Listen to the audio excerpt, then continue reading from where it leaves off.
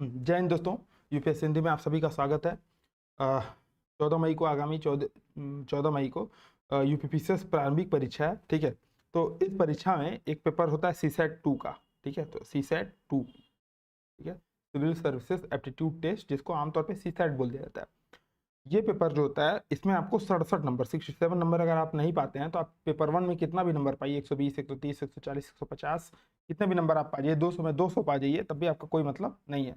ये 67 नंबर वा आपका पूरा जो है मुख्य परीक्षा में आपके लिखने के अवसर को ये छीन लेगा। ठीक है, सबसे बड़ी बात यह है कि जो सीसेट का पेपर होता है उसमें अंतर्वैयक्तिक क्षमता और संप्रेषण कौशल, इससे मिलाकर लगभग 10 से 20 प्रश्न आते ही आते हैं। ठीक है, यानी कि आपका 20 से 40 नंबर का प्रश्न इस टॉपिक से आना ही आना है। ठीक है, अब ऐसी परीक्षा जहाँ पे आपको 67 नंबर पाना आवश्यक हो, उसमें अगर इससे आपको 20 से 40 नंबर के प्रश्न आ जा रहे हो तो इस टॉपिक को समझ लेने में क्या दिक्कत है।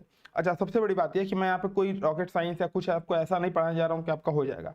मतलब हो जाएगा का मतलब आपको कुछ बाहर से ठूंस दूंगा और आपका हो जाएगा। ठीक है, ये सारी चीजें आपके अंदर पहले से हैं। ठीक है, जो अंतर्वैयक्तिक क्षमता है, जो संप्रेषण कौशल है, ये सब चीजें आपके अंदर पहले से इनबिल्ट हैं। ठीक है, बेसिकली कौशल या स्किल वही चीज होता है कि हम इसका अनुभव कर सकते हैं, इसका विकास प्रशिक्षण के दौरान इसका डेवलपमेंट हम लोग कर सकते हैं प्रशिक्षण लेकर के। ठीक है, तो वही प्रशिक्षण देने का प्रयास मैं यहाँ करूंगा। आज 1 घंटे से कम लगभग 45 मिनट का वीडियो होगा। ठीक है, कल हम लोग इसी से संबंधित प्रश्नों को देख लेंगे। ठीक है, तो अंतर्वैयक्तिक क्षमता और संप्रेषण कौशल ये बहुत ही इंपॉर्टेंट टॉपिक है, स्किप मत कीजिएगा। वीडियोस को अपने दोस्तों और जो भी जानने वाले हैं उनको भी शेयर करिएगा, ताकि बहुत दिनों बाद मैं आया हूं तो उत्साहवर्धन बना रहे। ठीक है, बहुत दिन बाद यूट्यूब पे लाइव आया हूं। ठीक है, कल की क्लास लाइव रहेगी जिसमें हम लोग क्वेश्चन को डिस्कस करेंगे। एक हिंदी और इंग्लिश में क्वेश्चन दोनों रहेंगे, बाइलिंगुअल रहेगा, और उसमें आप लोग को विकल्प बताना रहेगा क्या सही है, फिर हम लोग यहीं पे इसको डिस्कस कर लेंगे। ठीक है, तो इससे क्या हो जाएंगे, आपकी चीजें तैयार हो जाएंगी, है ना। तो आज का क्लास बिल्कुल स्किप मत करिएगा। अंतर्वैयक्तिक क्षमता और संप्रेषण कौशल बहुत ही इंपॉर्टेंट है। अगर क्लास को अच्छा सपोर्ट मिलता है तो आगे हम लोग कुछ और जो सीसेट के टॉपिक हैं जो छूटे रह गए थे समीर सर के द्वारा, जो नहीं वो पढ़ा पाए थे, तो उसको हम लोग कवर अप करेंगे। ठीक है, 1 मई से पहले कवर अप करने का प्रोग्राम है, लेकिन वो सब डिपेंड करेगा कि आप कैसा इसको उत्साहवर्धन करते हैं। ठीक है, तो हम लोग बात करते हैं इंटरपर्सनल स्किल या अंतर्वैयक्तिक क्षमता। ठीक है, अंतर्वैयक्तिक कौशल बेसिकली होता क्या है, जिसमें हम लोग को अपनी बातों को, ठीक है, जो हम कुछ चीजें कैसे सुन रहे हैं, ठीक है, कैसे उससे अनुभव ले रहे हैं, है ना, दूसरों को कैसे उसके सापेक्ष देख रहे हैं, ठीक है, और हमारा दृष्टिकोण क्या डेवलप हो रहा है। तो ये बेसिकली अंतर्वैयक्तिक क्षमता और संप्रेषण कौशल में, मतलब संप्रेषण में, अंतर्वैयक्तिक क्षमता में हम लोग इसको समझेंगे। संप्रेषण कौशल हो जाएगा कि हम अपने भाव विचारों को बेसिकली कम्युनिकेट कैसे कर रहे हैं, ठीक है, संप्रेषित कैसे कर रहे हैं एक दूसरे को। ठीक है, तो अब शुरू करते हैं हम लोग। पहला टॉपिक है अंतर्वैयक्तिक क्षमता या कौशल का। कोई भी चीज आपको नोट करने की जरूरत नहीं है, बस चीजों को समझते चलिए। ठीक है, सारा ये पीडीएफ आपको ग्रुप पे मिल जाएगा। ठीक है, ये सारी चीजें आपको ग्रुप पे मिल जाएंगी, एकदम आपको परेशान होने की इसके लिए जरूरत नहीं है, ना कहीं नोट बनाने की जरूरत है। ठीक है, इसको बस समझते चलिए। अब हम बात करेंगे पहली चीज, जब भी अंतर्वैयक्तिक क्षमता आ जाएगी, ठीक है, तो क्षमता यानी कि कैपेबिलिटी। ठीक है, अगर कैपेबिलिटी की हम बात करें तो उसको हम लोग डेवलप कर सकते हैं, जैसा कि हम लोगों ने देखा ये एक प्रकार का स्किल है। ठीक है, लेकिन इसके पहले हम लोग को जानना जरूरी है कि अंतर्वैयक्तिक संबंध क्या होते हैं, ठीक है, इंटरपर्सनल रिलेशन क्या होते हैं। तभी हम जानेंगे कि इंटर पर्सनल जो रिलेशन है उसको डेवलप करने की क्षमता या स्किल कैसे सीखी जाएगी या क्या होती है। ठीक है, जैसे कि आप सभी को पता होगा कि कोई भी व्यक्ति जो अपने आसपास रहने वाले व्यक्तियों के साथ जो भी संबंध डेवलप करता है उसको अंतर्वैयक्तिक संबंध बोलते हैं। ठीक है, एक होता है अंतर्वैयक्तिक, एक होता है अंतःवैयक्तिक। अंतःवैयक्तिक संबंध मतलब इंट्रापर्सनल स्किल, ये व्यक्ति के अंदर खुद से, जैसे मैं मान लीजिए सोचा हूँ, बैठा हूँ, मैं सोच रहा हूँ कि यार मुझे अभी 1 करोड़ रुपए मिल जाते तो मैं उस रुपए का क्या करता। ठीक है, तो ये हो जाएगा अंतःवैयक्तिक, है ना, खुद से बातें करना। जैसे कई लोग डे ड्रीमिंग करते हैं, तो बैठ करके सपना देखते हैं, यार मैं आईएएस बन गया तो ये कर दूंगा वो कर दूंगा, है ना, तो ये हो जाएगा अंतःवैयक्तिक। लेकिन यही चीजें जब हम किसी के सामने बोलते हैं या किसी से कम्युनिकेट करते हैं, ठीक है, संप्रेषण कौशल के माध्यम से संप्रेषित करते हैं एक दूसरे को, ठीक है, तो यही चीजें क्या हो जाती है, अंतर्वैयक्तिक संबंध। और इसको ये जो संप्रेषण भेजने की जो क्षमता है, जो अंतर्वैयक्तिक संबंधों को जो स्थापित करने की क्षमता है, यही हो जाएगी बेसिकली इंटरपर्सनल स्किल या अंतर्वैयक्तिक कौशल। ठीक है, तो किसी भी व्यक्ति का उसके आसपास रहने वाले अन्य व्यक्तियों के साथ जो संबंध हो जाएगा वो क्या हो जाएगा, अंतर्वैयक्तिक संबंध। ठीक है, तो अंतःवैयक्तिक संबंध से कंफ्यूज नहीं होंगे। इंट्रापर्सनल स्किल खुद से हो जाता है, और अंतः व्यक्तिक संबंध हो जाता है जो अन्य व्यक्तियों के साथ संबंध है। ठीक है, तो जैसा कि यहाँ पे लिखा भी हुआ है, आप लोग को पता भी होगा, है ना, ये कोई नई बात नहीं है। इन संबंधों के निर्माण में कोई व्यक्ति अन्य व्यक्तियों के साथ कैसे संपर्क कर रहा है, कैसे संवाद कर रहा है, इसकी जो प्रक्रिया होती है वो बहुत ही महत्वपूर्ण होती है। ठीक है, यानी कि हम कैसे कम्युनिकेट करेंगे, ये चीजें निर्भर करेगी कि हमारा संबंध कैसा होगा। ठीक है, जैसे अगर हम संपर्क और जो संवाद की प्रकृति है, इसमें इसके आधार पर अगर हम विभाजन करना चाहें तो अंतर व्यक्तिक संबंधों को दो प्रकार से बांटा जा सकता है, एक तो इनफॉर्मल और दूसरा फॉर्मल। ठीक है, यहाँ पे देखिए लिखा भी है, आपको कुछ नोट डाउन करने की जरूरत नहीं, सारी चीजें आपको यहीं पे मिल जाएंगी, है ना। तो संपर्क और संवाद की प्रकृति अंतर व्यक्तिक संबंधों को निर्धारित करती है, ये दो प्रकार के हो सकते हैं। ठीक है, जैसे पहला बात करेंगे तो अनौपचारिक अंतर व्यक्तिक संबंध। ठीक है, इनफॉर्मल इंटरपर्सनल रिलेशन। ठीक है, इसमें बेसिकली भावनात्मक संबंध होंगे। ठीक है, जैसे माता पिता का संबंध, भाई बहन का संबंध, है ना, परिवार में जो आपसी संबंध होते हैं, है ना, गर्लफ्रेंड बॉयफ्रेंड का संबंध। तो ये सारी चीजें आपको प्रेम, विश्वास, निष्ठा, त्याग, जो मूल्य होते हैं, मूल्यों पर आधारित संबंध होते हैं। ठीक है, तो ऐसे संबंधों को हम लोग क्या बोल देंगे, अनौपचारिक अंतरव्यक्तिक संबंध। ठीक है, तो जैसे इस पर प्रश्न ऐसे आ सकता है, निम्नलिखित में से किन किन के बीच जो संबंध है वो अनौपचारिक अंतरव्यक्तिक संबंध है। तो ऑप्शन दे देगा माता पिता, पिता पुत्री, पति पत्नी संबंध, है ना, भाई बहन संबंध, ऐसा आपको दे देगा। ठीक है, तो ध्यान देंगे। अच्छा, ये भी पूछ सकता है प्राइमरी संबंध किसे कहते हैं। ठीक है, प्राइमरी संबंध किसे कहते हैं, तो आपको ऑप्शन दे देगा अंतरव्यक्तिक, अनौपचारिक अंतरव्यक्तिक संबंध, औपचारिक अंतरव्यक्तिक संबंध, अनौपचारिक अंतःवैयक्तिक संबंध और औपचारिक अंतःवैयक्तिक संबंध। ठीक है, तो कंफ्यूज नहीं होना है। जो अनौपचारिक अंतर्वैयक्तिक या इनफॉर्मल जो इंटरपर्सनल रिलेशन है, इसको हम लोग प्राथमिक संबंध बोलेंगे, क्योंकि ऐसे संबंध भावनात्मक संबंधों के इर्द गिर्द पेरे जाते हैं, मतलब उकेरे जाते हैं। ठीक है, यानी कि ऐसे समझिए कि जो भी इन अनौपचारिक अंतर्वैयक्तिक संबंधों में रहेगा, अगर ये संबंध टूटेंगे, ठीक है, जैसे माता पिता नहीं रहे या गर्लफ्रेंड बॉयफ्रेंड में झगड़ा हो गया, ठीक है, या बिलगाव की स्थिति आ गई, तो व्यक्ति को असीम दुख पहुंचेगा ऐसी कंडीशन में। ठीक है, तो इसीलिए बोला भी जाता है कि अगर हम लोग को अनौपचारिक अंतर्वैयक्तिक संबंध या इनफॉर्मल इंटरपर्सनल रिलेशन को अगर सही करना है, तो जो व्यक्ति जैसा है उसको वैसे ही स्वीकार करना चाहिए, तभी संबंध मधुर बनते हैं। आप उसमें बार बार बदलाव करोगे तो वो बोलेगा नहीं, मैं बदलने के लिए नहीं तैयार हूँ, तो चीजें दिक्कत होनी शुरू हो जाती हैं, है ना। तो अनौपचारिक अंतर्वैयक्तिक संबंध आपको आशा करता हूँ समझ में आ गया होगा। ठीक है, इसको प्राथमिक संबंध भी बोलेंगे। याद करने वाली चीजें क्या है, तो पहला कि ये जो अंतर्वैयक्तिक, पहला तो इसमें अगर नोट बनाइएगा नहीं, ठीक है, अगर बनाना भी है तो केवल आपको ये लिखना है अंतर्वैयक्तिक क्षमता, इसमें एक हेडिंग डालनी है अंतर्वैयक्तिक संबंध, और इसमें बस ये लिखना है कि व्यक्ति का आसपास व अन्य व्यक्तियों के साथ संबंध। ठीक है, बस केवल यही। अब पहला लिखेंगे इसमें अनौपचारिक IR, ठीक है, इनफॉर्मल IR, और उसमें लिखेंगे ये भावनात्मक संबंध होते हैं, उदाहरण माता पिता, पिता पुत्री, इनका संबंध। ठीक है, और इन्हें प्राथमिक संबंध भी बोला जाता है। केवल इतनी, ठीक है, एकदम शॉर्ट नोट्स बनाना है आपको, अगर बनाना चाहें तो, नहीं तो ये PDF मिल जाएगी, 6, 7, 8 पेज की PDF है, 12 पेज के लगभग की PDF है। ठीक है, तो परेशान नहीं होना है। दूसरी बात करें अगर हम, तो उसको हम लोग औपचारिक या फॉर्मल इंटरपर्सनल रिलेशन बोल देंगे। ठीक है, तो जब दो या दो से अधिक व्यक्तियों को किसी विशेष उद्देश्य के हित या किसी विशेष हित को ध्यान में रख करके संबंध स्थापित होते हैं, तो ऐसे संबंधों को सेकेंडरी रिलेशन या औपचारिक अंतर्वैयक्तिक संबंध या फॉर्मल इंटरपर्सनल रिलेशन बोल दिया जाता है। ठीक है, यानी कि कोई एक उद्देश्य होगा, कोई एक ऑब्जेक्टिव होगा इसको बनाने का।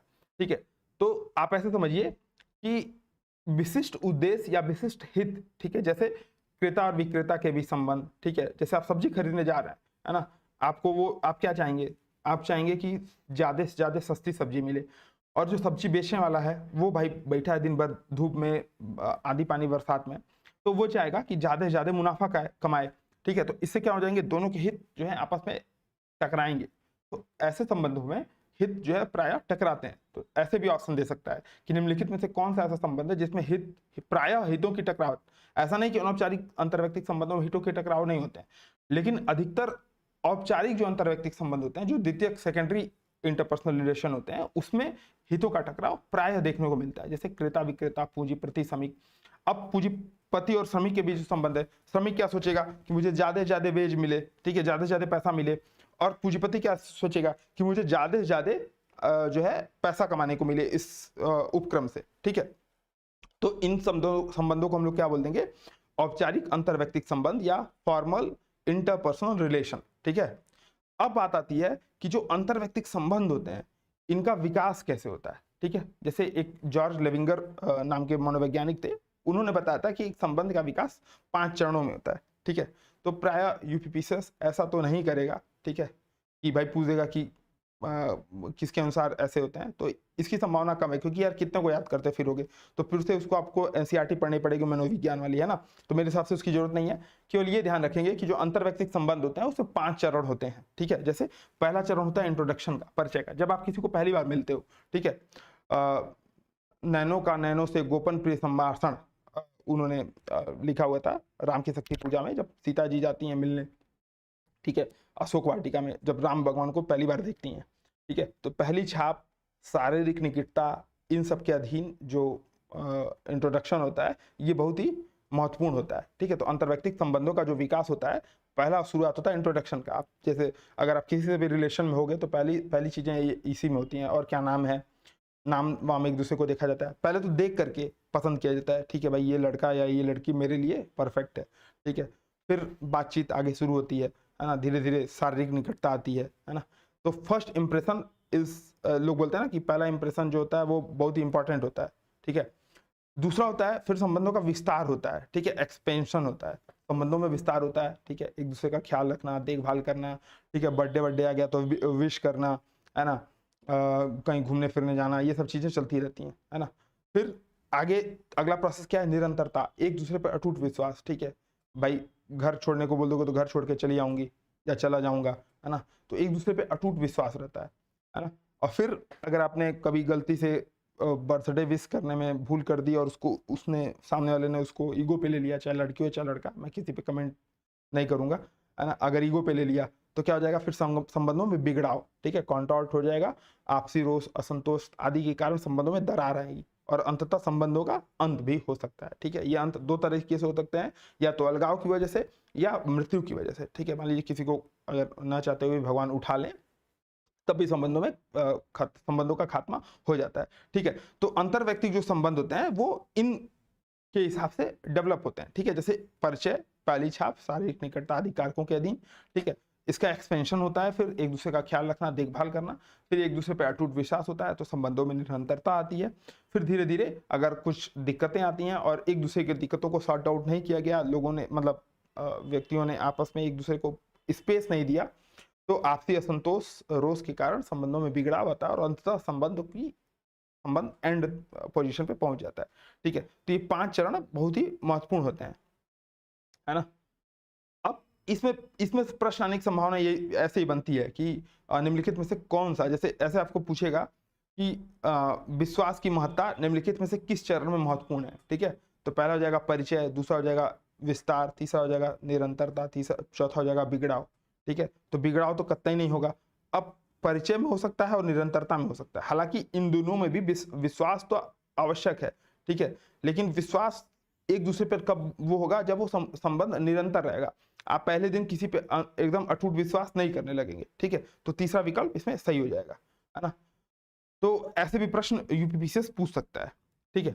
अब बात करते हैं इन्हीं संबंधों को, अगर हम इसको यूज करने के कैपेबल हैं, ठीक है, या हमारे अंदर इसकी कैपेबिलिटी है कि हम इस संबंधों को बना सके, तो इनको हम लोग बोल देंगे अंतर्व्यक्तिक क्षमता, ठीक है। यानी कि अगर इसको मैं समझाने की लैंग्वेज में बोलूं तो दूसरों की भावनाओं को समझ करके परस्पर तालमेल स्थापित करने की योग्यता, ठीक है। कैसे हम एक दूसरे की भावनाओं को समझते हैं और अपनी भावना का प्रबंधन करते हुए एक तरह से इमोशनल इंटेलिजेंस से भी इसको जोड़ सकते हैं, ठीक है। तो अंतर्व्यक्तिक क्षमता बेसिकली क्या हो जाएगी, ये दूसरों की भावनाओं को समझ करके परस्पर तालमेल कैसे करेंगे, ठीक है, ये इसको बताता है, ठीक है।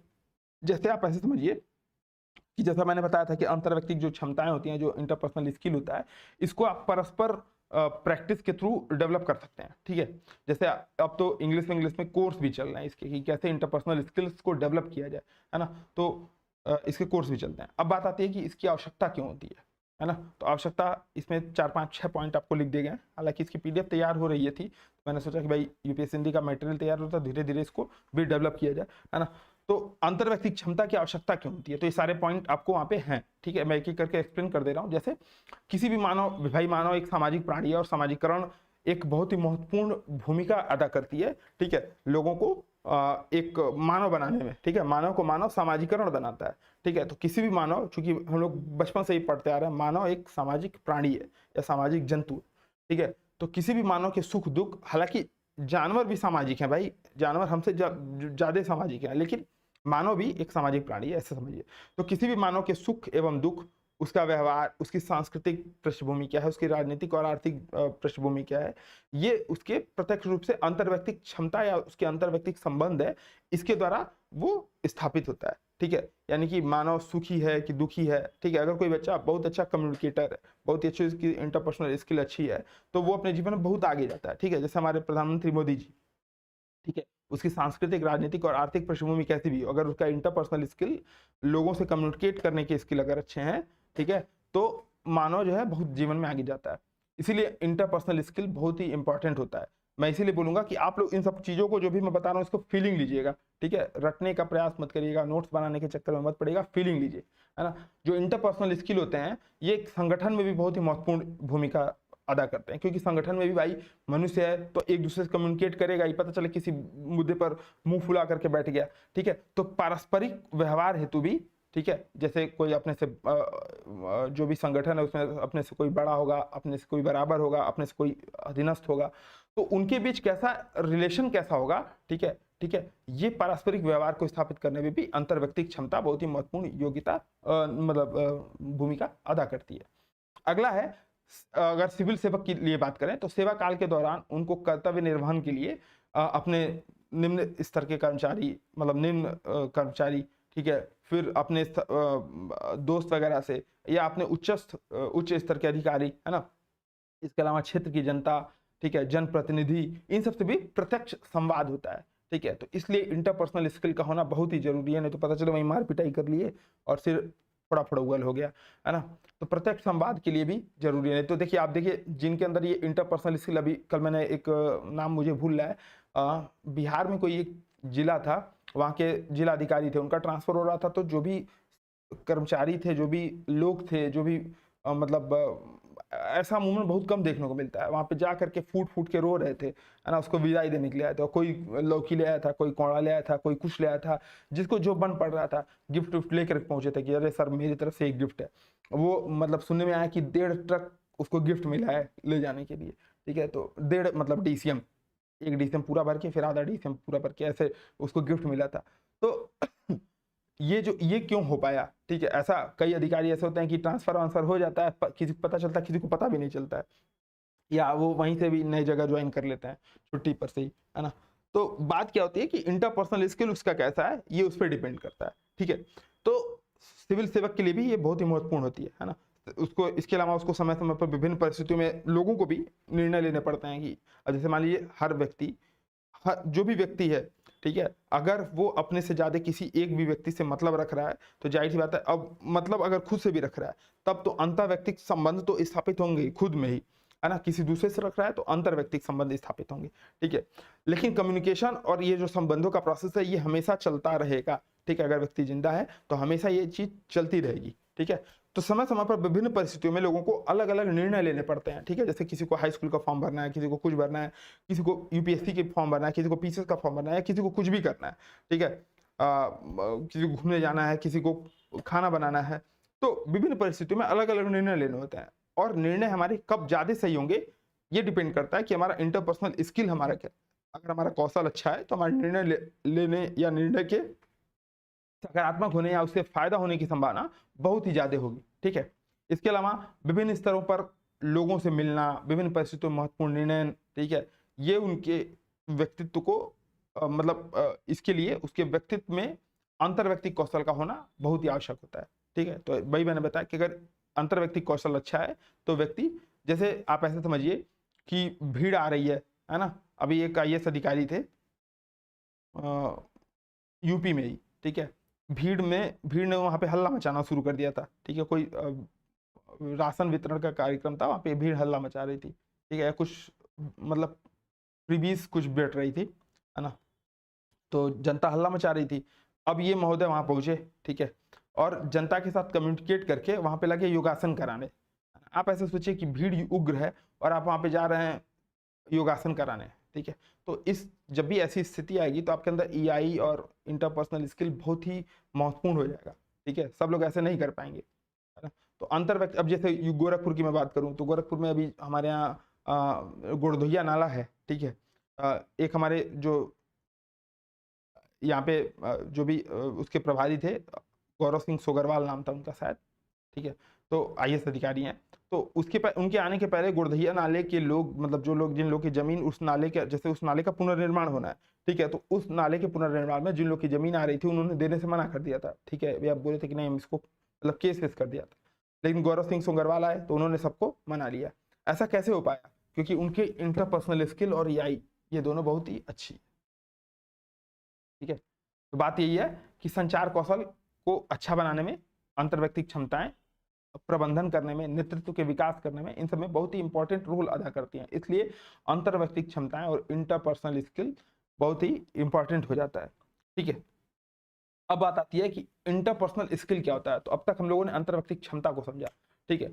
अंतर्व्यक्तिक कौशल या इंटरपर्सनल स्किल ही हो जाता है बेसिकली वही कि जो क्षमताएं हैं उनको बात करना है कि हमारे अंदर एबिलिटी कितनी है, ठीक है, हम कितने कैपेबल हैं, यानी कि दूसरों के साथ बातचीत करने के लिए जो हम कौशल का उपयोग करेंगे, ठीक है, या अंतर्व्यक्तिक संबंध स्थापित करने के लिए हम जिस माध्यम का उपयोग करेंगे वो तो संचार हो जाएगा, ठीक है। लेकिन जिस कौशल का हम उपयोग करेंगे वो हो जाएगा अंतर्व्यक्तिक कौशल, ठीक है।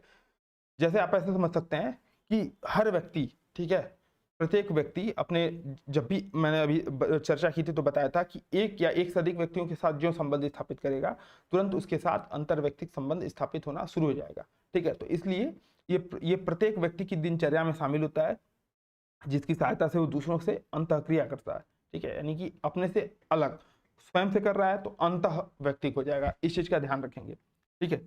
अब बात आती है कि अंतर्व्यक्तिक कुशलता के लिए व्यक्ति के व्यवहार में कौन कौन से तत्व शामिल होते हैं, ठीक है। तो ये 4 तत्व आपके अंदर होने चाहिए, ठीक है। जैसे श्रवण कौशल, लिसनिंग स्किल, एक्सप्लिक्ट कम्युनिकेशन, स्पष्ट संचार, प्रभावशाली व्यक्तित्व, इंप्रेसिव पर्सनालिटी होना आवश्यक है, और प्रॉब्लम सॉल्विंग स्किल या समस्या समाधान कौशल का होना आवश्यक है, ठीक है। अब बात आती है कि अंतर्व्यक्तिक कौशल के लिए यही 4 तत्व क्यों आवश्यक है, ठीक है। जैसे श्रवण कौशल, माना जाता है कि अच्छा वक्ता वही है जो अच्छा श्रोता है, ठीक है। यानी कि अगर आप अच्छे से अगर किसी व्यक्ति का अच्छा, कोई व्यक्ति अगर अच्छा बोल रहा है तो उसके लिए एक इम्पॉर्टेंट टर्म ये है कि वो अच्छा श्रोता होगा, अच्छा लिसनर होगा, तभी वो चीजें सीख करके और किसी को बता रहा है, ठीक है। आप जब किसी को कुछ पढ़ाने जाएंगे या किसी को कुछ समझाने जाएंगे तो जाहिर सी बात है आपको पहले से खुद अनुभव लेना पड़ेगा, और उस अनुभव लेने की प्रक्रिया में सुनना ये बहुत ही महत्वपूर्ण रोल अदा करता है। अमूमन होता क्या है कि हम सुनना पसंद नहीं करते हैं, ठीक है।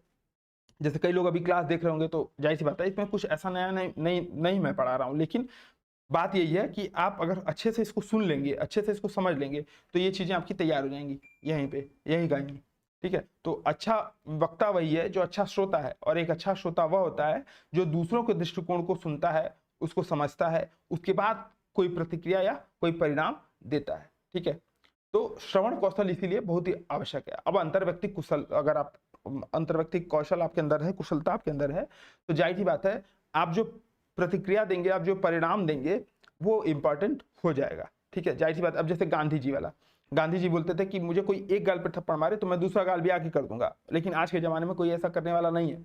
लेकिन आप ये सोचो कि कभी ऐसी स्थिति हो जिसमें आपको जैसे अभी ये आईएएस अधिकारी वाला हम लोगों ने अभी चर्चा किया कि इन्होंने क्या किया कि सामने भीड़ हल्ला कर रही थी, ये भीड़ को सुनते रहे कि भीड़ के साथ समस्या क्या है। इन्होंने समस्या को अनुभव किया और सोचा कि भीड़ को, मतलब इन्होंने डिसाइड किया, जैसे अब आप ऐसे सोचिए आप खुद वहां पे तैनात हो और आपको भीड़ वहां पे हल्ला कर रही है, आप वहां पे योगा कराने लगोगे, ऐसा तो संभव ही नहीं है, ठीक है। लेकिन उन्होंने अगर योगा कराया तो कहीं न कहीं उन्होंने भीड़ की समस्याओं को सुना होगा, समझा होगा, कुछ आश्वासन दिया होगा, तब जाकर के योगा कराने बैठे होंगे। ऐसा नहीं कि जाते ही योगा कराने बैठ गए, भीड़ इनको देख करके इतनी मोहित हो गई कि अरे भैया चलो योगा कर लो, योगा कर लो। योगा आज तक हम लोग ने कभी किया नहीं है, ठीक है। तो जाहिर सी बात है श्रवण कौशल या लिसनिंग स्किल उनके अंदर अच्छा से होगी, ठीक है। दूसरी चीज और क्या उनके अंदर अच्छी हो सकती है, स्पष्ट संचार, ठीक है। उन्होंने बताया होगा कि ठीक है मैं जो भी वितरण हो रहा है मैं उसकी अच्छे से वितरण कराऊंगा, हर व्यक्ति को घर डोर टू डोर डिलीवरी कराऊंगा, मेरी जिम्मेदारी होगी कि मैं उसको जो भी पात्र हैं उनको योजना का लाभ दिलवाऊं, ठीक है। और जब तक योजनाओं का लाभ मिल रहा है तब तक आप ऐसा कर लीजिए कि चलिए योगा करते हैं, क्योंकि आजकल तबीयत बहुत खराब रह रहा है सबका, योगा से ही तबीयत सही होगा, ठीक है, योगा सही होगा, है ना। तो स्पष्ट संचार यानी कि अपनी बातों को दूसरों के सामने निश्चित तर्कों के माध्यम से पूरे आत्मविश्वास के साथ रखना। ये नहीं कि गड़बड़ा जाना, अरे बाप रे बाप सामने भीड़ हल्ला कर रही है, अब क्या करें, योगा कर लें है ना। तो थोड़ी सी ये भी चीज आवश्यक हो जाती है। अगला क्या है, प्रभावशाली व्यक्तित्व, ठीक है। अब मैं, आप या कोई और व्यक्ति जा करके बोलेगा तो थोड़ा सा सामने वाला कम सुनेगा, लेकिन अगर कोई अधिकारी आ रहा है, अगल बगल 4-5 गनर हैं, ठीक है, तो उसका आभामंडल क्रिएट हो जाता है, ठीक है। अब उस आभामंडल के कारण उसका जो व्यक्तित्व है वो थोड़ा सा प्रभावशाली लगने लगता है ना।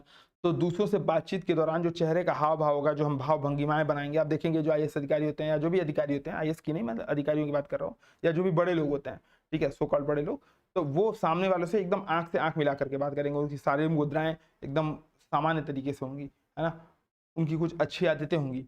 ये सारी क्या है, प्रभावशाली व्यक्तित्व की निशानी है, जो कि अंतर व्यक्ति कम्युनिकेशन के लिए बहुत ही आवश्यक हो जाती हैं, ठीक है। तो व्यक्तित्व उनका प्रभावशाली होना, ये भी अगर ये होता है तो व्यक्ति अंतर व्यक्ति कुशलता के लिए, मतलब ऐसा माना जाता है कि व्यक्ति अंतर व्यक्ति तौर पे कुशल है, ठीक है। जैसे उदाहरण के तौर पे आप अमिताभ बच्चन जी को देख सकते हैं, मैं बोलूंगा कि भाई दरवाजा बंद कर लो, शौचालय में ही शौच जाओ, तो कोई नहीं सुनेगा, लेकिन अगर अमिताभ बच्चन जी इसको आकर के बोल रहे हैं तो जाहिर सी बात है गाँव के लोग अब धीरे धीरे खुले में शौच जाना बंद करती हैं। अगला क्या है, समस्या समाधान कौशल, ठीक है। अब सामने दिख रहा है कि भीड़ हल्ला मचा रही है, मारपीट कर सकती है, ठीक है, लेकिन अगर मेरे अंदर प्रॉब्लम सॉल्विंग स्किल होगी तो ये चीजें क्या हो जाएंगी, इंपॉर्टेंट रोल अदा करेंगी कि कैसे चीजों को नॉर्मलाइज किया जाए, ठीक है। जैसे इन आईएएस अधिकारी ने क्या किया, समस्या को समझा, ध्यान से सुना समझा, ठीक है, फिर फैसले पे पहुंचे कि ठीक है भाई, सबको हम लोग डोर टू डोर या जो भी डिलीवरी होगी राशन की हम लोग कराएंगे, आप लोग परेशान मत होइए, है ना। तो ये चीजें कैसे हो पाई, जब इन्होंने प्रॉब्लम को सॉल्विंग के नजरिए से देखा, ठीक है, एक सकारात्मक दृष्टिकोण के साथ देखा। दूसरा क्या कर सकते थे भाई, साथ में फोर्स गई थी, लाठीचार्ज करा देते, ठीक है, पता चलते कि एक आध दो लोग गिरते पड़ते, चोट वोट लगती और इनके ऊपर भी वो सामने से भी पत्थरबाजी वगैरह हो जाती है, कुछ हो जाता। प्रतिक्रिया भाई जनता है, भीड़ भीड़ इकट्ठे, तो प्रतिक्रिया तो दे ही सकती है ना, फिर बाद में सस्पेंड होते, लेकिन उन्होंने क्या किया, नहीं, प्रॉब्लम सॉल्विंग स्किल को बनाए रखा, है ना, और सकारात्मक तरीके से इसको प्रॉब्लम को सॉल्व किया, ठीक है। तो अंतर व्यक्ति कुशलता के लिए ये 4 तत्व तो बहुत ही इंपॉर्टेंट हैं। इसके अलावा अन्य चीजें, अपनी चीजों को सही से एक्सप्रेस करना, ये सब चीजें भी शामिल है ना। अब आती है कि अंतर व्यक्ति कौशल के लिए कुछ जो पिलर्स हैं वो क्या है, तो पिलर्स ऑफ इंटरपर्सनल स्किल या अंतर व्यक्ति कौशल के स्तंभ, ठीक है। तो वही इसमें से जो ईआई है, ईआई वाला इमोशनल इंटेलिजेंस, भावनात्मक बुद्धिमत्ता, उसी के कुछ कुछ तत्व इसमें भी शामिल हैं। जैसे टू अंडरस्टैंड योरसेल्फ, यानी कि स्वयं को समझना अंतर व्यक्ति कौशल के लिए एक महत्वपूर्ण स्तंभ के तौर पे सामने आता है, ठीक है। जैसे आप समझिए कि प्रत्येक व्यक्ति के लिए उसके अधिकतर व्यवहार जो होते हैं वो स्वाभाविक होते हैं, ठीक है। कार्य हम कर रहे हैं तो इसमें जो है मेरा ये गलत काम है, वो यही सोच के करता है कि नहीं भाई मेरा सही काम है। आपको याद होगा डाकू अंगुलीमाल, ठीक है, तो जब ये महात्मा बुद्ध से डाकू अंगुलीमाल मिला तो उसने यही बोला कि ये जो मैं कर रहा हूँ, मैं लूटने का काम कर रहा हूँ, अच्छे से कर रहा हूँ, ठीक है, और अच्छा है मेरे लिए, है ना। तो प्रत्येक व्यक्ति के लिए उसके अधिकतर व्यवहार जो होते हैं वो स्वाभाविक होते हैं, और ऐसे में हमारे व्यवहारों का दूसरों पर क्या प्रभाव पड़ेगा, ये आत्म जागरूकता के माध्यम से ही संभव होता है, ठीक है। तो जो डाकू अंगुलीमाल है, लोगों की अंगुलियां काट रहा है, इसका सामने वाले पे क्या प्रभाव पड़ेगा, ये तभी पता चलेगा जब उसको स्वयं के बारे में ज्ञान होगा। और स्वयं के बारे में ज्ञान कैसे हुआ, तो उन्होंने बोला कि जाओ घर जाओ, और महात्मा बुद्ध ने और बोला कि जाओ घर जा करके देखो कि जो तुम ये चोरी कर रहे हो, चोरी चकारी, ये तुम जिसके लिए भी कर रहे हो, क्या वो तुम्हारे लिए जो दंड मिलेगा उसमें सहभागी होंगे। तो घर जाता है तो घर वाले बोलते हैं कि नहीं, तुम चोरी कर रहे हो तो मैं क्यों दंड भुगतूंगा। फिर उसकी नींद खुलती है और फिर वो साधु हो जाता है, ठीक है। तो ऐसे में हमारे व्यवहारों का दूसरों पर क्या प्रभाव पड़ेगा, ये आत्म जागरूकता के माध्यम से संभव हुआ। और आत्म जागरूकता बाहरी चीजों से भी मिल सकता है और स्वयं से भी। एक दिन तत्व ज्ञान आ गया, ओहो हो, इस दुनिया में कुछ नहीं है, सारी चीजें भौतिक हैं, ठीक है, सब चीजें सारी भौतिक चीजें नासवान है, ठीक है। परम सत्ता को पाने का एक ही माध्यम है भक्ति, और हरे राम हरे कृष्णा करने लगे, है ना। तो बेसिकली मैं कहने का कुल मतलब ये है कि स्वयं को समझना बहुत ही इंपॉर्टेंट है, क्योंकि हर व्यक्ति अपने जो व्यवहार है उसको डिफेंड करता है, ठीक है। तो हमारे व्यवहार का दूसरों के ऊपर क्या इफेक्ट पड़ेगा, ये आत्म जागरूकता के माध्यम से ही संभव है। दूसरा क्या है, टू अंडरस्टैंड अदर, यानी कि अन्य को समझना, दूसरों को समझने के लिए आवश्यक है कि संचार सही हो, है ना। यानी कि जैसे मैं कुछ बात बोल रहा हूँ, जैसे अब वो IAS अधिकारी वाला या महात्मा बुद्ध वाला या किसी का भी एग्जांपल ले लीजिए, अगर वो सामने वाले को कम्युनिकेट नहीं कर पाते, महात्मा बुद्ध कुछ बोलते नहीं, जाके अपनी उंगली दे देते, तो अंगुली माल क्या करता, सारी की तरह इनकी भी उंगलियां काट लेता, है ना। अगर वो, आपने देखा होगा कि उन्होंने क्या किया था, उसके साथ कम्युनिकेशन किया, और कम्युनिकेशन बहुत ही इंपॉर्टेंट होता है, ठीक है। अगर कम्युनिकेट नहीं किया रहता तो उनकी भी उंगली कट गई रहती और दाकवी अंगुली माल के गले में एक उंगली मतलब 10 उंगली और जुड़ जाती, ठीक है, 10 उंगली और जुड़ जाती।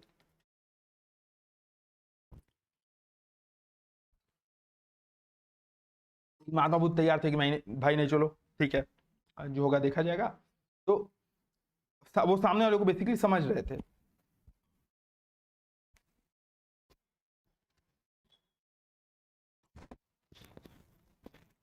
एक सेकंड, ये थोड़ा सा गड़बड़ हो गया, पानी गिर गया माइक पे, है ना। तो सामने वाले को समझ रहे थे, ये बहुत ही इंपॉर्टेंट होता है, दूसरों को समझना, है ना। जब दूसरों को आप समझोगे नहीं तो कम्युनिकेट नहीं कर पाओगे, कम्युनिकेशन खत्म हो जाएगा, ठीक है। तो भाषिक संचार के साथ साथ अभाषिक संचार भी इसमें पर्याप्त भूमिका निभाती है, ठीक है। जैसे कहत नट सृजत खिजत मिलत खिलत लजियात भरे भवन में करत है नैना ही सो बात, बिहारी की हम लोग ये हिंदी साहित्य में हम लोग पढ़ते हैं। तो इसमें होता क्या, बेसिकली भाव भंगिमाओं के माध्यम से भी बहुत कुछ व्यक्ति कह देता है, ठीक है। पूरी जो कहत नटत रिझत खिजत मिलत खिलत लजियात, 7 क्रियाएं आंखों ही आंखों में कह देना। तो अंतर्व्यक्तिक जो कौशल संपन्न व्यक्ति रहता है वो भाषिक संचार, मतलब मुंह से तो बोलता ही है, अभाषिक संचार भी करता है। जैसे महात्मा बुद्ध गए रहते और उंगली हाथ सामने कर दिए रहते और बोले रहते कि भाई मेरी उंगली मत काटो, है ना। वो जो उंगली देखता पहले तो उंगली काटता, है ना, फिर लूट के भागता, लेकिन उन्होंने उंगली पीछे किया कि नहीं देखो उंगली नहीं काटना चाहिए, या फिर जो भी उपदेश दिया होगा, है ना। तो अन्य को समझना इसमें बहुत ही महत्वपूर्ण रोल अदा करता है, और इसमें भाषिक संचार के साथ साथ अभाषिक संचार की भी पर्याप्त समझ होनी चाहिए। अगला क्या है, नेतृत्व क्षमता, लीडरशिप एबिलिटी भी होनी आवश्यक है। अगर आपके अंदर अंतर्व्यक्तिक कौशल है तो नेतृत्व क्षमता होना बहुत ही आवश्यक है। अगर ये नहीं होगा तो अंतर्व्यक्तिक कौशल होगा नहीं, है ना। नेतृत्व कौशल जिसके पास होगा उसी के पास प्रभावी संचार कौशल होगा, ठीक है। यानी कि प्रभावी इफेक्टिव रूप से वो कम्युनिकेट तभी कर पाएगा जब उसके अंदर नेतृत्व क्षमता अच्छी होगी, ठीक है। नेतृत्व क्षमता उसके अंदर अच्छी होगी तभी वो प्रभावी संचार कर पाएगा, ठीक है।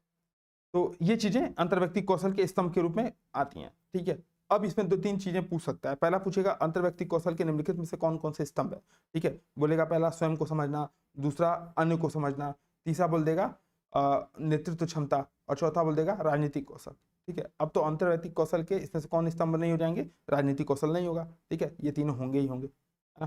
फिर अगला बोल देगा अंतर्व्यक्तिक कौशल की निम्नलिखित में से कौन कौन सी विशेषताएं हैं, कौन कौन से तत्व हैं, ठीक है। तो बोल देगा श्रवण कौशल, स्पष्ट संचार, ठीक है, प्रभावशाली व्यक्तित्व, और इनमें से कोई नहीं, ठीक है। तो उपरोक्त तीनों हो जाएंगे। तो ऐसे प्रश्न बनने की संभावना होती है। अब एक बात आती है संप्रेषण या कम्युनिकेशन, ठीक है, संचार कौशल क्या होता है, ठीक है। तो आशा करता हूँ ये चीजें आपको समझ में आई होंगी, ठीक है। अगर इसको कोई दिक्कत होगा तो आप यहाँ पे मैसेज करके बता दीजिएगा, ठीक है। संप्रेषण या संचार कौशल से पहले एक बार थोड़ा सा राजनीतिक कौशल, अब चूंकि आ गया टर्म तो इसको भी देख लेते हैं, ठीक है। राजनीतिक कौशल देख लेते हैं और एक जो है सामाजिक कौशल देख लेते हैं, ठीक है।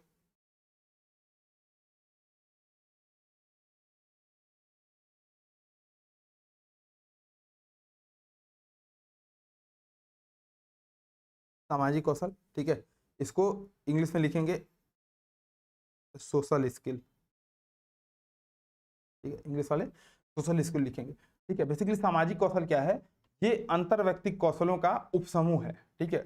मतलब ऐसे समझिए कि जन कौशल इसको बोल सकते हैं, जनता के साथ कैसे किस कौशल के माध्यम से आप जुड़ेंगे, ठीक है, पब्लिक स्किल के रूप में, है ना। जैसे स्वयं को सामाजिक रूप से प्रस्तुत करना, सामाजिक परिवेश और उसमें होने वाले परिवर्तनों को अच्छे से समझना, सामाजिक परिवर्तनों को पहचान कर उसको समाज में समायोजित करना, ये बेसिकली हो जाएगा सामाजिक कौशल। यानी कि ऐसे समझिए समाज में अगर कोई समस्याएं हैं, ठीक है, जैसे विधवा पुनर्विवाह का नहीं होना, अब अगर ईश्वर चंद्र विद्यासागर को ये चीजें पता है कि समाज में समस्याएं हैं तो उनका सामाजिक कौशल इसको क्या करेगा, उसको बताएगा, ठीक है, कि स्वयं को सामाजिक रूप से प्रस्तुत किया। उन्होंने क्या किया, स्वयं को विधवा पुनर्विवाह के दिशा में काम करने के लिए प्रेरित किया। ठीक है, दूसरा काम क्या किया उन्होंने, सामाजिक परिवेश और उसमें होने वाले परिवर्तनों को समझा। ठीक है, ऐसा नहीं है कि एकाएक उन्होंने बोला कि नहीं यहाँ से विधवा पुनर्विवाह खत्म हो जाए, है ना, या विधवा पुनर्विवाह शुरू हो जाए। ठीक है, धीरे धीरे एक प्रोसेस के थ्रू तो उन्होंने लोगों को समझाया, समझने का प्रयास किया और सामाजिक परिवर्तनों को पहचान कर सामाजिक रूप से उसको समायोजित करने का प्रस्ताव दिया। ठीक है, तो ऐसा नहीं था कि विधवा पुनर्विवाह हो रहा है तो किसी से भी कर दो, तो धीरे धीरे उन्होंने बोला कि नहीं ऐसा है कि अगर घर में दूल्हे का जो भाई है उसे करवा दिया जाए, ऐसा कुछ रखा जाए, है ना, या रिश्तेदारी में करवा दिया जाए, तो धीरे धीरे उसको समायोजित करवाया। तो ये कैसे चीजें डेवलप हुई, सामाजिक स्किल या सोशल स्किल के थ्रू। ठीक है, तो बेसिकली आप ऐसे समझिए कि सोशल कौशल अंतर्व्यक्तिक कौशल का एक इंपॉर्टेंट उप समूह है, ठीक है, जिसमें जिसको पब्लिक स्किल या सोशल स्किल नाम से भी जाना जाता है। ठीक है, अगला क्या है, राजनीतिक कौशल। ठीक है, इसको इंग्लिश में बोलेंगे पॉलिटिकल स्किल, हिंदी में राजनीतिक कौशल। ठीक है, बेसिकली राजनीतिक कौशल क्या हो जाता है, आप ऐसे समझिए कि नेता के अंदर क्या गुण होने चाहिए। ठीक है, एक नेतृत्व को कैसा होना चाहिए, ये चीजें राजनीतिक कौशल में इंपॉर्टेंट होती हैं। जैसे आप ऐसे मैं उदाहरण क्या दूं, उदाहरण आप ऐसे समझिए कि दो लोग हैं, एक नेता विपक्ष, समझने वाले समझ जाएंगे, एक नेता पक्ष। ठीक है, अब जो नेता विपक्ष है उनके मीम्स बन रहे हैं, लगातार चुटकुले आ रहे हैं, है ना, तो जनता में उनकी क्या मतलब जनता के नजर में उनकी क्या भूमिका बनेगी। ठीक है, तो नेता के अंदर एक ऐसा गुण होना चाहिए जिससे जनता, कर्मचारी या जितने भी लोगों से वो मिले, जितने भी लोगों से वो कम्युनिकेट करे, वो उनको सम्मान दे सकें। ठीक है, अब जाहिर सी बात है अगर आप भारी मात्रा में मीम्स और इन सब के शिकार हैं तो जनता आपको सम्मान वाले नजरिए से तो कतई नहीं देखेगी। ठीक है, और धीरे धीरे आप उसी के आदी हो जाएंगे, है ना। दूसरा क्या है, वो लोगों को कार्य करने के लिए प्रेरित कर सके। ठीक है, जैसे अभी हमारे प्रधानमंत्री जी मन की बात या स्वच्छता, ऐसा नहीं था कि भारत में इसके पहले स्वच्छता अभियान नहीं चलाए गए थे, लेकिन अगर आप खुद झाड़ू लेकर के निकल रहे हैं तो चीजें आपको आगे बढ़ाएंगी। तो पहली चीज क्या हो जाएगी इसमें कि एक तो आपका जो ओहदा हो या आपका जो व्यक्तित्व हो सम्मानजनक हो। ठीक है, सम्मानजनक व्यक्तित्व। दूसरा, आप दूसरों को प्रभावित कर पाए, प्रभावित कर पाए या प्रेरित कर पाए। ठीक है, अगर आप दूसरों को प्रेरित नहीं कर पा रहे हैं तो चीजें गड़बड़ हो जाएंगी। तीसरा क्या है, आत्मविश्वास से परिपूर्ण हो आप। ठीक है, आत्मविश्वास आपके अंदर कूट कूट के भरा हो ताकि विषम से विषम परिस्थितियों में भी आप खुद को सहज रह पाए। ठीक है, आपकी माता जी का देहांत हो गया हो, आप फिर से जा रहे हो वहां पे, अर्थी को कंधा दे करके आ रहे हो और दोबारा फिर से अपने उसी दिन 3 घंटे के अंदर इतना थके होने के बावजूद फिर से काम पे लग जा रहा हो, तो ये चीजें कहीं ना कहीं आपके आत्मविश्वास को दिखाती है ताकि विषम से विषम परिस्थिति में आप खुद को सहज रख पाए, है ना। इसके अलावा बुद्धिमत्ता पूर्ण ढंग से, ठीक है, आप जैसे ऐसे समझिए कि कोई काम नहीं कर रहा, जैसे आप नेतृत्व आपके अंदर है, ठीक है, नेतृत्व कौशल अगर आपके अंदर होगा तो दंड भाई, तो दंड और पुरस्कार, इसकी भी नीति आप रख पाए। तो ये चीजें आपको क्या बताएंगी, एक अच्छे, अगर ये चीजें आपके अंदर हैं तो एक ये चीजें आपको क्या बताएंगी, एक अच्छे पॉलिटिकल स्किल या राजनीतिक कौशल से युक्त व्यक्ति आप हैं, है ना। ये चीजें हो गई। अभी भावनात्मक बुद्धिमत्ता का जिक्र कर लिया था तो उसको भी एक बार देख लेते हैं, हो सकता है उस पर भी प्रश्न आ जाए। ठीक है, भावनात्मक बुद्धिमत्ता या इसको इमोशनल इंटेलिजेंस,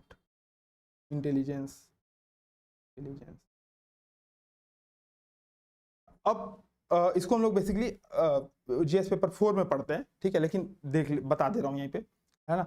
ईआई बेसिकली क्या होता है कि किसी व्यक्ति द्वारा स्वयं की भावनाओं को पहचानने और दूसरों की भावनाओं को समझने और प्रबंधित करने, मतलब ऐसे समझिए कि स्वयं की भावनाओं को पहचान रहा है, स्वयं की भावनाओं को समझ रहा है और स्वयं की भावनाओं को प्रबंधित कर रहा है, साथ ही साथ दूसरों की भावनाओं को भी समझ रहा है, प्रबंधित कर रहा है और उसको प्रभावित भी कर सकता है। तो ये चीजें क्या हो जाती हैं, अगर ये चीज आपके अंदर है तो इसको माना जाता है कि आपके अंदर भावनात्मक बुद्धिमत्ता है या भावनात्मक रूप से आप बुद्धिमान हैं। ठीक है, इसके भी 4-5 तत्व हैं, 5 तत्व हैं। ठीक है, जहाँ तक मुझे याद है पहला है आत्म जागरूकता, ठीक है, जागरूकता, इसको इंग्लिश में सेल्फ अवेयरनेस बोलेंगे, लिख लेना यार, ठीक है। फिर अगला है स्व विनियमन, लिख दे रहा हूँ नहीं तो लोग बोलेंगे देखो SELF, सेल्फ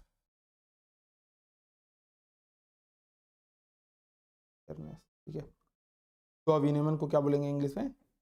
स्व को सेल्फ हो जाएगा, विनियमन को रेगुलेशन, ठीक है, रेगुलेशन, ठीक है।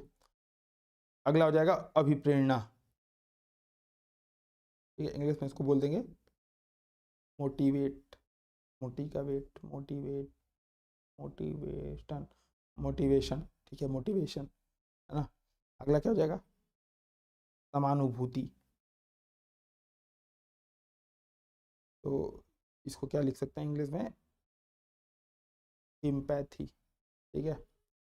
एक और है अभी जो हम लोगों ने चर्चा किया था, सोशल स्किल, ठीक है, सामाजिक कौशल,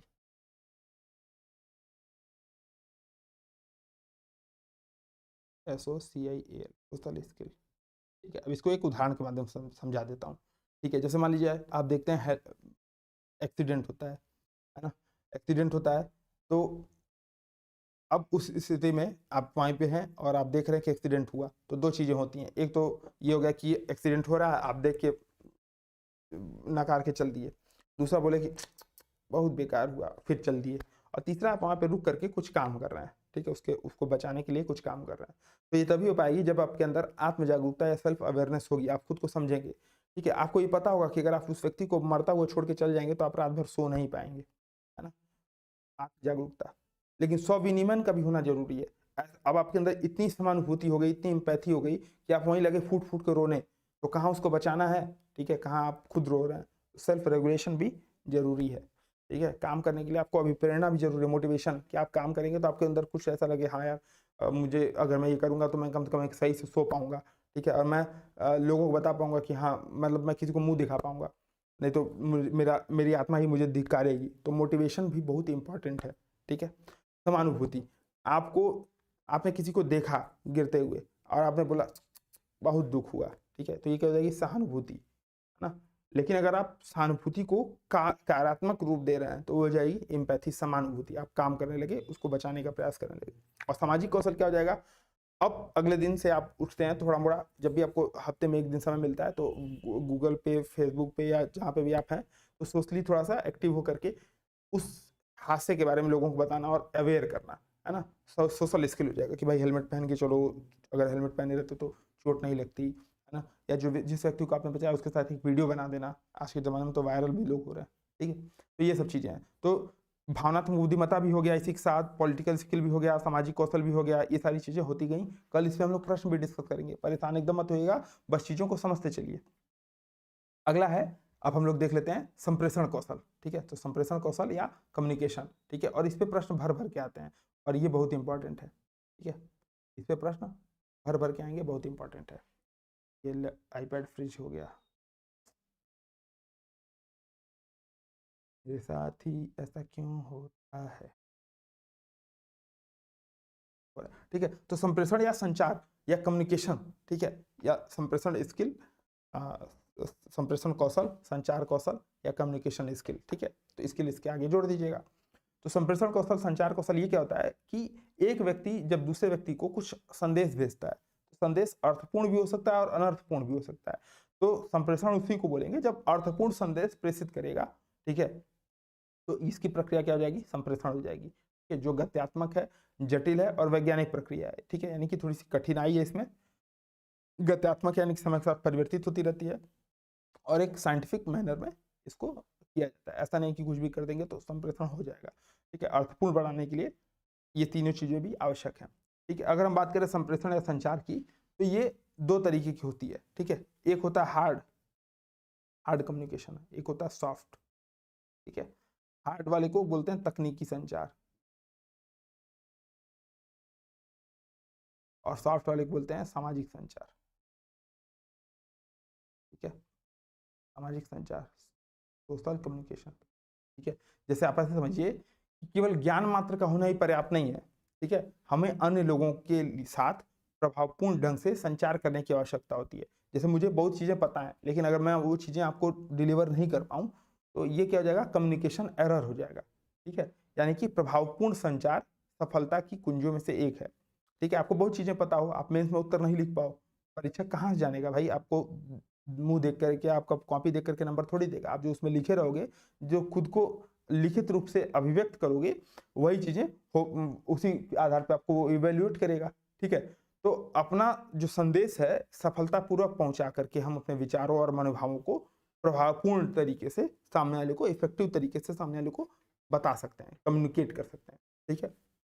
तो इसलिए ये आवश्यक है कि तकनीकी रूप से सही हो या ना हो, मतलब तकनीकी रूप से तो सही होना आवश्यक है ही, साथ ही साथ सरल तरीके से बताया जाए, ठीक है। जैसे मान लीजिए कोई आईएएस अधिकारी है, अब वो छुट्टी पे अपने गांव जा रहा है ना, तो गांव गया और गांव के लोगों से मान लीजिए बैठा शाम को, ये जैसे प्रॉब्लम सॉल्विंग स्किल है ना, या इसमें तो सब में मिला करके भी क्वेश्चन पूछता है कि आप एक आईएएस अधिकारी हैं और आप गांव जा रहे हैं, है ना, और गांव जा रहे हैं तो आप निम्नलिखित आप गांव वालों से किस तरीके से बात करेंगे। तो पहला होगा अंग्रेजी में बात करेंगे, दूसरा है कि गांव की भाषा में बात करेंगे, तीसरा है जो है बात ही नहीं करेंगे, और चौथा है उपरोक्त में से कोई नहीं ऐसा।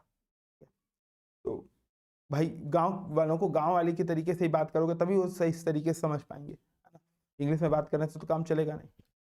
तो वही बात है कि तकनीकी रूप से सही होना आवश्यक है, लेकिन सरलतम संभव तरीके से अपने विचार को स्पष्ट और प्रभावपूर्ण तरीके से अभिव्यक्त करना और दूसरों के पास पहुंचाने की क्षमता होनी चाहिए। और ये चीजें कैसे जुड़ती हैं, इंटरपर्सनल स्किल और कम्युनिकेशन स्किल को आपस में जब जोड़ देते हैं, यानी कि प्रभावपूर्ण संचार या सॉफ्ट कौशल न केवल अन्य के साथ हमारे संबंधों को यहाँ पे बनाएगा, बल्कि वो हमारी कुशलता में भी वृद्धि करेगा। कैसे, जब हम एक बेहतर संप्रेषण कौशल से युक्त होंगे या अंतर व्यक्तिक कौशल से युक्त होंगे, ठीक है। तो हार्ड कौशल और सोशल स्किल दोनों में अंतर समझ में आया। हार्ड कौशल क्या हो जाएगा, जैसे हम इलेक्ट्रॉनिक इंटरनेट के माध्यम से, इलेक्ट्रॉनिक वर्ड प्रोसेसिंग के माध्यम से, ठीक है, ऐसे अगर हम किसी से कुछ कम्युनिकेट कर रहे हैं, तो वो जिसमें इलेक्ट्रॉनिक्स मतलब सामाजिक संचार के अलावा अन्य जो भी स्किल कम्युनिकेशन वो होगा, वो हार्ड संचार या हार्ड उसको बोलेंगे, ठीक है। बेसिकली इसमें तकनीकी संचार होता है, ठीक है। अब संचार के कुछ तत्व होते हैं, ठीक है, संचार के कुछ तत्व होते हैं, उन तत्वों को देख लेते हैं। जैसे संचार समझ में आ गया, संचार किसी बोलते हैं, है ना। जो भी चीजें थी, अगर कुछ भी नहीं समझ में आया होगा तो आप कमेंट कर दीजिएगा, कल वाले प्रश्न में, कल वाले लेक्चर में उसको मैं फिर से बता दूंगा, ठीक है। तो समझ में आया कम्युनिकेशन। अब बात होती है कि कम्युनिकेशन के कुछ तत्व होते हैं, जैसे हम किसी से कम्युनिकेट कर रहे हैं तो किन किन चीजों का होना आवश्यक है, ठीक है। जैसे ये 3 3 6 2 8 तत्व होने आवश्यक है किसी भी कम्युनिकेशन में। बेसिकली कम्युनिकेशन में 6 ही तत्व हैं, लेकिन 2 तत्व भी इसलिए जुड़ जाते हैं क्योंकि मतलब ऐसे समझिए कि इनकोडिंग और डिकोडिंग ये चीजें होती ही हैं, है ना, तो जोड़ दिया जाता है। अब बात यह कि इसे प्रश्न कैसे बन सकते हैं, तो प्रश्न बनेगा निम्नलिखित में से कौन कौन संचार के तत्व हैं, है ना। तो ऑप्शन दे देगा, उसमें से एलिमिनेट करना पड़ेगा, और ये चीजें याद रख लेंगे, आपका आराम से हो जाएगा, ठीक है। तो अब कौन कौन से तत्व हैं, तो पहला क्या है, स्रोत, प्रेषक, ठीक है, जो कि संदेश भेजने वाला है, ठीक है, यानी कि सोर्स कोई होगा, सेंडर होगा, जो कि संदेश को बनाएगा, भेजेगा, ठीक है। जैसे मैं आपको यहाँ से कम्युनिकेट कर रहा हूँ, ठीक है, स्रोत, सोर्स और सेंडर, ठीक है, संदेश भेजने वाला। दूसरा क्या है, संकेतन, एनकोडिंग इसको बोलते हैं, ठीक है, भेजने वाले संदेशों को प्रयुक्त संकेतों में रूपांतरित करना है। जैसे मैं संदेश रिकॉर्ड कर रहा हूँ, ये चीजें यूट्यूब पे लाइव होंगी, ठीक है, फिर आप तक पहुंचेंगी। अब मैं कुछ संदेश पूरे क्लास को एक मैसेज आपको भेज रहा हूँ, तो कुछ विचार है, कुछ सूचना है, कुछ अनुभव है, कुछ मौखिक या लिखित संदेश है, आप तक पहुंच रहा है, ठीक है। मीडियम, माध्यम, ठीक है, जिसके माध्यम से वो संदेश आप तक पहुंच रहा है, तो यूट्यूब एक इंटरनेट एक मीडिया के तौर पे, ठीक है। फिर कूटानुवाद, आपके पास एक कोई डिवाइस होगी जो कि मेरे वीडियो को आपको तक पहुंचाएगी और मेरे आवाज को आपको जो इलेक्ट्रॉनिक जो भी मैंने संचार किया उसको आप तक डिकोड करके पहुंचाएगी, ठीक है। प्राप्तकर्ता, भाई कोई सुनने वाला भी होना चाहिए, ठीक है। फिर उसका प्रतिपुष्टि करेंगे, फीडबैक, अगर कमेंट नहीं आया तो नेक्स्ट वीडियोस नहीं बनेगा तो प्रतिपुष्टि, फीडबैक, अच्छा वीडियो लगा या खराब वीडियो लगा, कम से कम आप लोग कमेंट करो, है ना, कम से कम कमेंट करो भाई। इतना तो कम से कम करो, है ना। तो प्रतिपुष्टि, फीडबैक, प्राप्तकर्ता का संदेश के प्रति प्रतिक्रिया कि क्लास अच्छी लगी, बेकार लगी, कुछ कमी रह गई, या कुछ चीजें अगर बतानी हो, उत्साहवर्धन करना हो तो आप कर सकते हैं। अब इस संदेश में कुछ शोर भी हो सकता है, जैसे बीच में माइक गिराया या कुछ कुछ इंटरनेट की दिक्कतें आ गई, तो संचार में बाधा भी उत्पन्न हो सकती है, ठीक है। उसको हम लोग बोल देंगे नॉइस, ठीक है। अगर हम बात करें संचार के मुख्यतः 6 तत्व की, तो वो क्या हो जाएगी, ये उसमें एनकोडिंग और ये जो डिकोडिंग होता है, ये चीजें नहीं होती हैं, 6 चीजें होती हैं। कौन कौन सी, फिर से बता दे रहा हूं। पहला स्रोत, दूसरा इनकोडिंग, इनकोडिंग नहीं होगी, संदेश, मीडियम, डिकोडिंग नहीं होगी, प्राप्तकर्ता, प्रतिपुष्टि और शोर, ये चीजें होंगी। ये 2 नहीं होंगी, तो कूटानुवाद और इनकोडिंग ये नहीं होती है, ठीक है। लेकिन अगर इनको जोड़ दिया जाएगा तो टोटल 8 तत्व हो जाएंगे, ठीक है। अब कैसे होता है ये, एक संचार मॉडल क्या होता है वो देखिए, ठीक है। ये रिसीवर है, अभिग्राही, और ये प्रेषक है, ठीक है।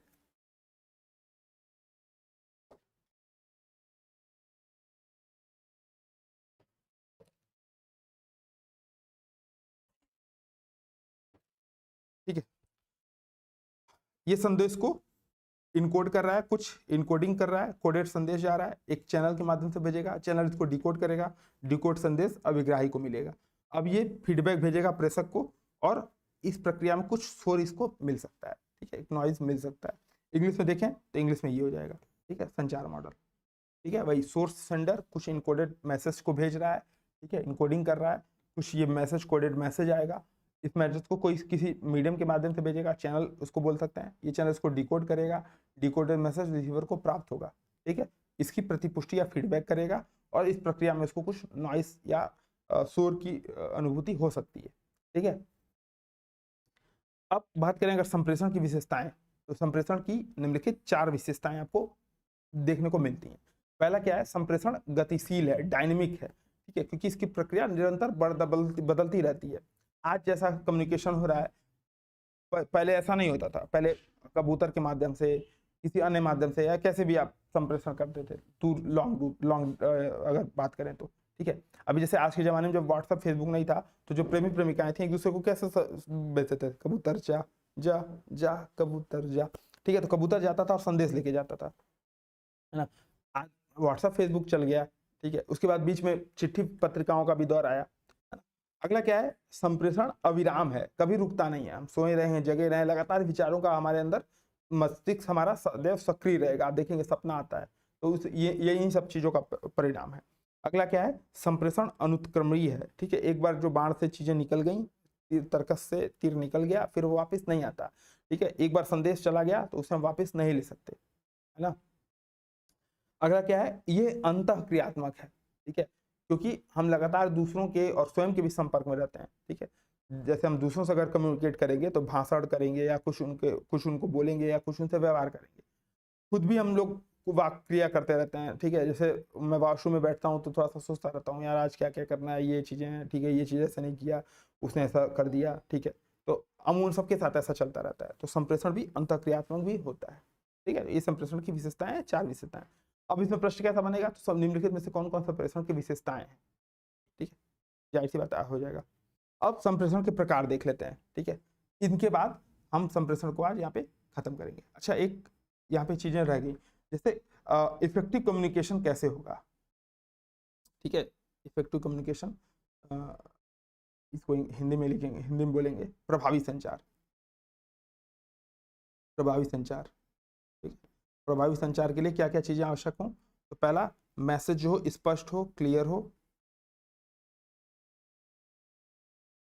दूसरा, मैसेज सही हो, ठीक है, करेक्ट मैसेज भेजा जाए, है ना। करेक्ट मैसेज भेजा जाए, सामने वाला भी करेक्ट तरीके से उसको ले, ठीक है। जैसे मैं बोला कि आज चलो गोली मार देते हैं, ठीक है, नहीं आज गोली नहीं मार देते हैं, मतलब कुछ भी, जैसे क्या होता है कि मैं बोल कुछ रहा हूँ, सामने वाला समझ कुछ रहा है, ठीक है ना। तो मैसेज पहली बात तो सही हो, स्पष्ट हो। दूसरा, मतलब पहला चीज स्पष्ट हो, दूसरा सही हो, ठीक है। तीसरा, कंप्लीट मैसेज हो, पूरा मैसेज भेजा जाए, ठीक है। मैंने बोला चलो आज गोली मार देते हैं, ठीक है, आगे नहीं बताया, अब वो बंदूक लेके आ गया, चलो गोली मारते हैं, तो नहीं भाई ये गोली नहीं मारनी थी, कोई दूसरी गोली मारनी थी, ठीक है, दवा छिड़कना था, उसको गोली मारना, ठीक है। तो कंप्लीट पूरा मैसेज हो, पूरी तरीके से उसको कंप्लीट कर पाए, ठीक है, संक्षिप्त हो, ठीक है। संक्षिप्त को इंग्लिश में क्या बोलेंगे? प्रिसाइज, प्रिसाइज राइटिंग, प्रिसाइज, ठीक है, प्रिसाइज, ठीक है ना, संक्षिप्त हो। तो ये प्रभावी संचार के लिए स्पष्ट, सही, पूरा, संक्षिप्त, अच्छा, विश्वसनीय हो, और भी चीजें हैं, ठीक है, सोर्स जो रिलायबल हो, ठीक है, R E L I, A B L E, reliable, ठीक है, विश्वसनीय हो। अगला क्या है? जो प्राप्तकर्ता हो उस पर विचार करे, प्राप्तकर्ता द्वारा विचारणी,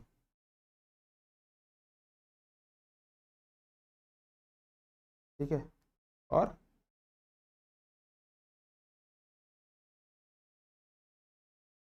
ठीक है। तो प्रभावी संचार तभी होगा, यही चीजें हैं, है ना।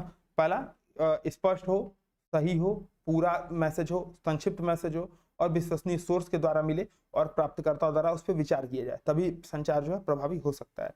एक चीज और मिस कर रहा हूं मैं इसमें, सेंडर कर्टेसी, कर्टेसी, ठीक है। तो जो प्रेषक हो, प्रेषक, उसकी कुछ कर्टेसी हो, ठीक है। तो ये चीजें प्रभावी संचार के लिए आवश्यक है, ठीक है। COURTESY, प्रेषक कर्टेसी, इसको सेंडर कर्टेसी लिख लीजिए, ठीक है। तो ये चीजें प्रभावी संचार के लिए आवश्यक है। अब बोलता है संचार के प्रकार कितने प्रकार के हैं? तो भाई अंतःवैयक्तिक संचार, है ना, अंतःवैयक्तिक संचार, ये बेसिकली क्या है? आपका आपसे संचार, इंट्रापर्सनल कम्युनिकेशन, ठीक है, इंट्रापर्सनल कम्युनिकेशन। जैसा कि मैंने बताया था अभी कि शुरुआत में हम लोगों ने चर्चा की, यह एक मनोवैज्ञानिक चिंतन मनन और स्व संचार है, ठीक है, मुख्यतः मानसिक स्तर पर होता है, ठीक है। जो प्रेषक होता है और प्राप्तकर्ता होता है, दोनों एक ही व्यक्ति होते हैं, ठीक है। तो अब पूछ लेगा आपसे ऑप्शन में कि यह एक मनोवैज्ञानिक चिंतन मनन वाला संचार है जिसमें प्रेषक और प्राप्तकर्ता दोनों की भूमिका एक ही व्यक्ति निभाता है, ठीक है। इसके उदाहरण के तौर पे अगर हम उदाहरण लें तो इसमें आत्मविवेचन, आत्मविश्लेषण, तर्क वितर्क, अंतर्द्वंद मन का, ये सब चीजें चलती रहती हैं, ठीक है। निम्नलिखित में से ये कौन सा संचार है? ऑप्शन दे देगा अंतःवैयक्तिक, अंतर्वैयक्तिक, ठीक है, सामाजिक, या जनसंचार। ऑप्शन क्या हो जाएगा? अंतर्वैयक्तिक संचार, ठीक है, समझ में आ गया। अगला है अंतर्वैयक्तिक संचार, इंटरपर्सनल कम्युनिकेशन, ठीक है, या दो से अधिक व्यक्तियों का जो परस्पर संचार है, इसको हम लोग बोलेंगे इंटरपर्सनल कम्युनिकेशन, ठीक है। इसमें दो तरफा प्रक्रिया है, जाहिर सी बात है, मैं कुछ बोलूंगा, आप कुछ बोलेंगे, फीडबैक मिलेगा, है ना, नॉइज आएगी, फीडबैक मिलने। अब पूछ सकता है निम्नलिखित में से किस संचार में नॉइज आती है? नॉइज नहीं आएगी। तो अंतर्वैयक्तिक में नॉइज आएगी? नहीं आएगी। लेकिन अंतर्वैयक्तिक में नॉइज आ सकती है, जनसंचार में बहुत ज्यादा आएगी, समूह संचार में और ज्यादा आएगी। तो चार प्रकार के संचार होते हैं, अभी हम लोग देखते हैं, ठीक है।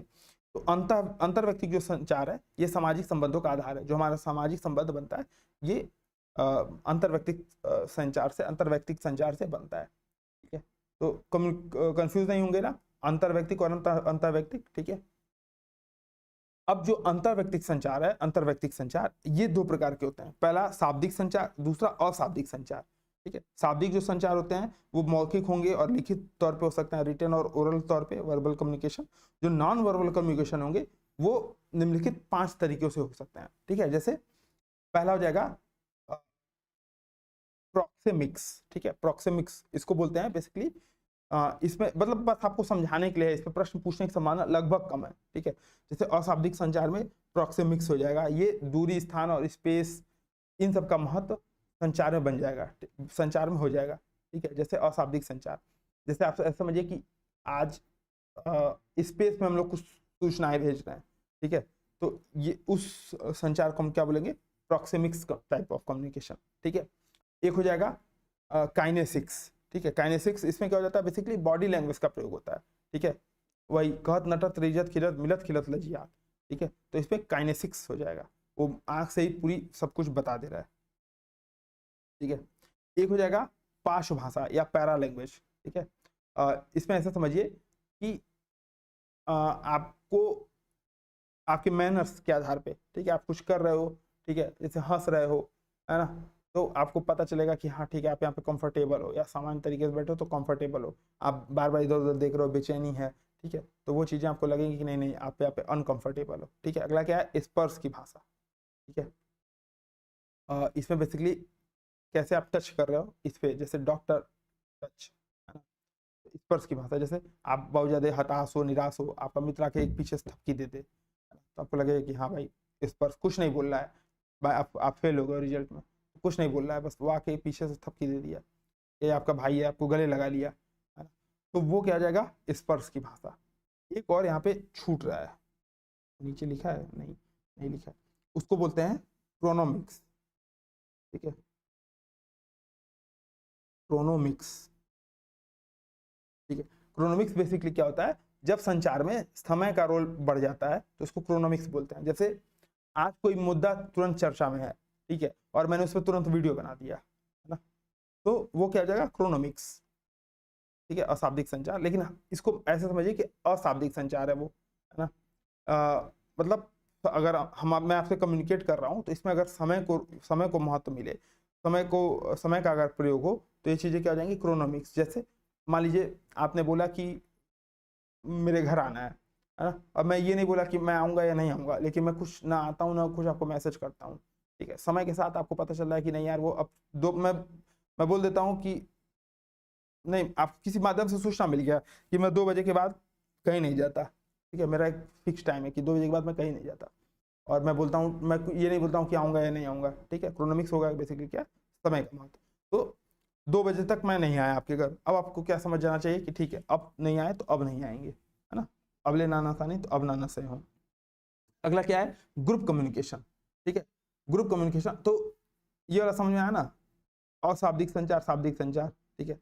जैसे अब जो अशाब्दिक संचार है इसमें बहुत सारे पहलू होते हैं, जैसे पलकें उठाना, तो ऐसे किसी को घूर रहे हैं तो क्या जाएगा, गुस्सा या अविश्वास में पलकें उठाते हैं, है ना, जैसे नाक रगड़ना, तो जैसे लोग ऐसे ऐसे परेशान रहते हैं यार, है ना, नाक रगड़ते हैं, आंख मारना किसी को तो लाइन देना, है ना, माथा पीटना, लोग भूलते हैं तो ऐसे ऐसे करते हैं, है ना, तो ये सब चीजें होती हैं, है ना, गाल पर हाथ रखना, तो मतलब सोच रहे हैं, ठीक है, और ऐसे आओ भी तुमको बताता हूँ, मतलब त्योरियां चढ़ाना, ठीक है, तो ये चीजें अशाब्दिक संचार में होती हैं।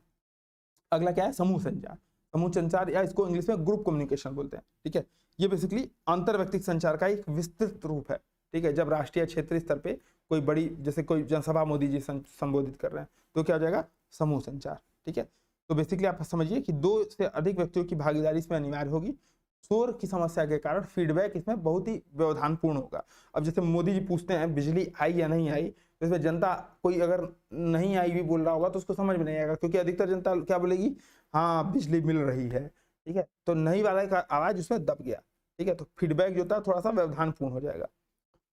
अगला क्या है, मास कम्युनिकेशन, ठीक है, जनसंचार, ठीक है, बेसिकली जन और संचार, 2 लोगों के जनता के बीच जो संचार है, जैसे मन की बात, ठीक है, तो ये क्या हो जाएगा, जन संचार, मन की बात, ठीक है, तो जन संचार का उदाहरण हो जाएगा, है ना, तो ये सब चीजें हैं। अब इसमें आप ये देखेंगे कि जनसंचार सबसे अधिक प्रभावी माना जाता है, क्योंकि इसमें कोई व्यवधान नहीं होता, पहले से प्री रिकॉर्डेड है, रेडियो संदेश आप सुन रहे हैं, मोदी जी को आप ईमेल वगैरह के माध्यम से प्रतिपुष्टि भी भेज दे रहे हैं, है ना, और सबसे बड़ी बात क्या है, एक ही जगह से अधिक लोगों को संबोधित किया जा सकता है, ठीक है, और फीडबैक भी आसानी से प्राप्त किया जा सकता है, तो इसको हम बोल देंगे मास कम्युनिकेशन, ठीक है। अब मास कम्युनिकेशन में बेसिकली टीवी हो गया, दूरदर्शन हो गया, कंप्यूटर भी जोड़ सकते हैं, ईमेल वगैरह, तो आशा करता हूँ कम्युनिकेशन और इसके संबंध में आपको समस्याएं अब नहीं आएंगी, ठीक है। इंटरपर्सनल स्किल और कम्युनिकेशन से रिलेटेड अगर कोई भी समस्या हो या इस वीडियो से रिलेटेड कोई भी समस्या हो तो कमेंट करके बताइएगा, कुछ भी नहीं समझ में आया तो कमेंट करके बताइएगा। कल सारे क्वेश्चन इससे रिलेटेड जो भी क्वेश्चन है उसको डिस्कस करूंगा। कल मैं आऊँगा, सोचता हूँ कि पहले निर्णय क्षमता वाला करा दूँ, फिर क्वेश्चन डिस्कस करेंगे, जैसा भी होगा कल हम लोग क्वेश्चन डिस्कस जरूर करेंगे, ठीक है। तो मिलते हैं हम लोग कल, यानी कि जब भी नेक्स्ट वीडियो होगा, बेसिकली कल ही हो सकता है, ठीक है, आज 24 तारीख है तो कल ही हो सकता है, ठीक है। तो मिलते हैं हम लोग नेक्स्ट वीडियोस में, तब तक के लिए जय हिंद। फीडबैक जरूर दीजिएगा, आपका फीडबैक फिर से वीडियो लाने के लिए प्रोत्साहित करेगा। ठीक है। मैं फिर से अब यूट्यूब पे लाइव आने के लिए तैयार हूँ। तो मिलते हैं हम लोग नेक्स्ट वीडियो में, तब तक के लिए जय हिंद।